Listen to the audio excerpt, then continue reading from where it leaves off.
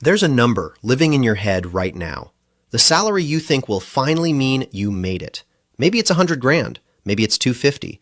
Whatever it is, I want to tell you something nobody told me until it was almost too late to use it. That number lives in a room. And there are 4 rooms. Most people spend their entire working life in the first 2. Dead certain the only way up is to make the number bigger, never realizing the real prize was to walk out and change rooms entirely. If that idea is worth something to you, subscribing is the honest move, because the next video walks straight into the room almost nobody can find the door to. Okay, let's start where pretty much everyone starts. Russell is 23. He's loading trucks for a refrigeration supply company outside Columbus, $19 an hour. Do the math the way he does it, late at the kitchen table. 40 hours, 52 weeks, about $39,500 a year before tax. He wants more, so he does the only thing the room offers him. He works more. Overtime. A Saturday here, moving furniture on Sundays for cash. And it works, a little. He claws his way up to 46, 48 grand. But there's a wall in front of Russell that he can't quite see yet. His income has exactly one input, hours, and the price of his hour barely moves. So the only lever he owns is more hours, and there are only so many hours in a week before the week starts taking them back out of his body. Russell isn't really underpaid. He's something more specific than that. He's an input. The company buys his time the way it buys diesel and cardboard, by the pallet, by the hour, as cheap as the market will allow. When you sell time, your ceiling was never your effort. It's the clock. And the clock has not once, in all of history, given anybody a raise. Now watch what changes for Russell at 31. He spent 4 hard years getting his EPA certifications, learning commercial refrigeration, the controls, the diagnostics, the stuff most people quit halfway through. Same 40 hours, roughly the same body, in roughly the same vans. He makes $95,000. So what actually happened there? He didn't add hours, he added rarity. When a grocery chain's walk-in cooler dies at 2 in the morning and $40,000 of food is sitting at exactly the wrong temperature, nobody is paying Russell for his time. They're paying him because out of everyone awake in that city, he is one of maybe 9 people who can find the fault in 20 minutes. He stopped selling the hour. Now he sells what he knows inside the hour. That jump from $39,000 to $95,000 is the single biggest raise of his life, and it isn't close. And that, right there, is where it quietly gets dangerous. Because a raise that big feels like a rival. It feels like the summit. Most people climb to exactly this spot, feel that rush in their chest, and silently decide this is the room they'll retire in. Then they spend 30 years getting slightly better at the same room. If you're paid well for something you're genuinely good at, you're probably standing right here. And it's a good room. Honest, skilled, well-paid work. But you are still a specialist. You make more than Russell at 23, sure. You're selling the exact same thing he was, yourself, by the hour, just a more expensive hour. Let me show you a man who proves the number was never the point. His name is Trevor, 48 years old, the best controls specialist in his entire region, $230,000 a year. On paper, Trevor absolutely crushed it. Here's the thing about Trevor, though. Every January, he goes hunting for the next certification, the next manufacturer contract, the next premium emergency call. His income is enormous, and it is 100% welded to his own 2 hands. The day Trevor stops driving to job sites, the $230,000 stops too. Not slows, stops. Trevor does not have a high income. He has a very, very expensive version of Russell at 23. He's still an input. The input just costs a lot more. And that's the trap nobody bothers to name for you. You think climbing means making the number bigger, so you pour your whole life into making the number bigger. Inside the same room. A bigger number in the same room is still the same room. I want to be fair here because this matters.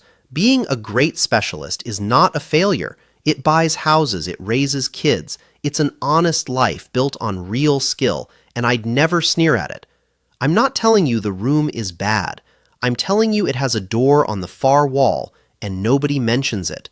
You cannot walk through a door you don't know is there. So what's on the other side of that door? This is phase 3, and it's the strangest one of the 4, because the first time it happens to you, It almost feels like a glitch in the system. Money shows up that you did not work for. Russell at 44. He never made dramatic money. He just put a little away steadily, boringly for 20 years. Index funds, his 401k, a bit more every time he got a raise before he could feel the difference. By 44, he's got around $420,000 invested. And in one completely ordinary year, that pile earns about 8%. $33,000. Sit with that number for a second. The year Russell turned 23, breaking himself loading trucks in the cold, he earned $39,000. At 44, his money, sitting in an account he barely opens, earned $33,000. His money almost worked a full year at his old wage, and Russell didn't lift a finger. He was asleep. He was at his daughter's game. The money worked the whole time anyway. That is the real line between the rooms. In the first two, you are the engine. Every single dollar has to pass through your hands and your hours. In phase 3, you start buying little engines that run without you. You're not selling your time. You're not selling your skill. You're selling the use of your money. You own money now, and money pays rent. Now here's why most people never make it through this door, and I promise it's going to sound backwards. The exact habits that won them phase 2 are the habits that lock them out of phase 3. Think about what made Russell a great specialist in the first place. Hustle, saying yes to the extra job, the bone-deep belief that effort equals money, that if you're not working, you're not earning. That belief is a superpower in phase 2, and it is pure poison in phase 3, because phase 3 asks you to do the one thing a great specialist physically cannot stand. It asks you to let money sit and do nothing visible for years, to not touch it, to watch it drop 20% in an ugly market and not rip it out and run back to the thing that feels safe, which is trading your hours for a number you can actually see. That's the whole reason Trevor never crossed over. It was never about money. Trevor out-earned Russell every year of his life.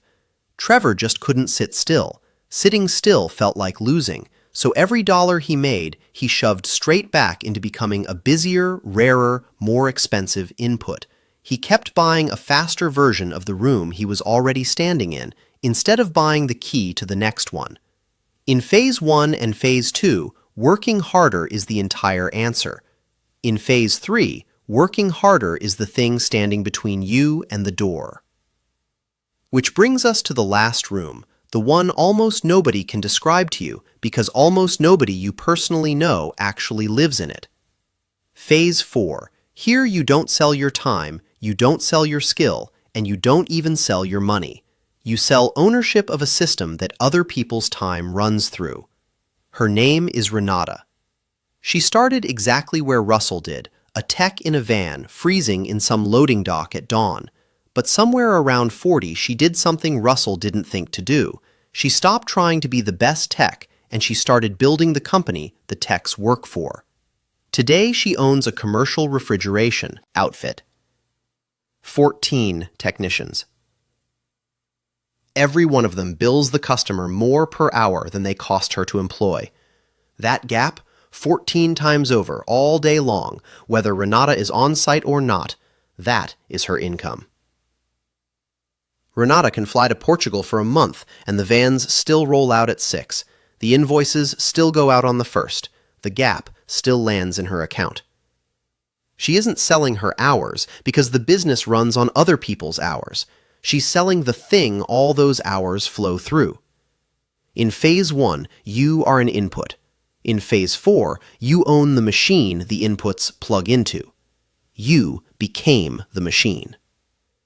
Now I'm going to say something most finance channels never will. You might not even want this room. Phase 4 carries a weight that phase 3 doesn't. Payroll for 14 families. The thing that wakes you at 4 in the morning with your heart going. Plenty of people reach phase 3, live comfortably off what their money makes, and never once want the headache of owning the machine.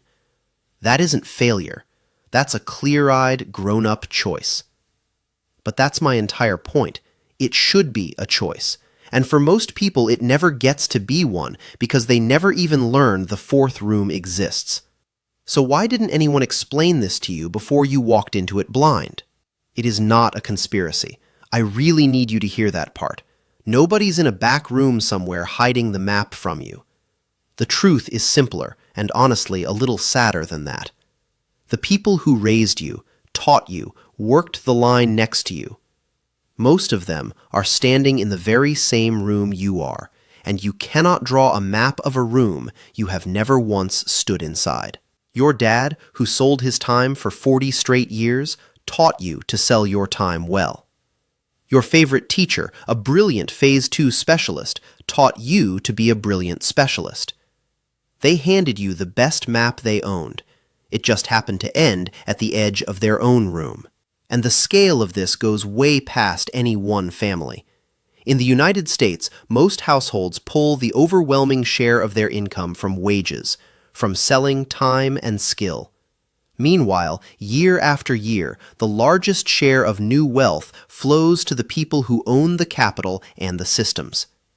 Two completely different rooms, and the wall between them is built mostly out of the simple fact that nobody ever tells you the wall is there. So here's where I'll leave you tonight. Stop asking only how to make your number bigger. Start asking which room your number actually lives in. Are you selling your time, your skill, your money, or the machine itself? Every one of those is a different game with different rules, and the move that wins you one of them will quietly trap you in the next. Russell didn't get rich, by the way. He's not on a yacht. He just worked out, somewhere around 40, that the goal had never been a bigger paycheck. It was a quieter thing, the kind of freedom where the money keeps working on the days you don't. If this handed you a map you didn't have an hour ago, subscribe so the next room finds you before you stumble into it blind. Most people only get this map after they've already burned 20 years in the wrong room. You've got it now, tonight, early. What you actually do with it was always going to be the only part that was ever really up to you.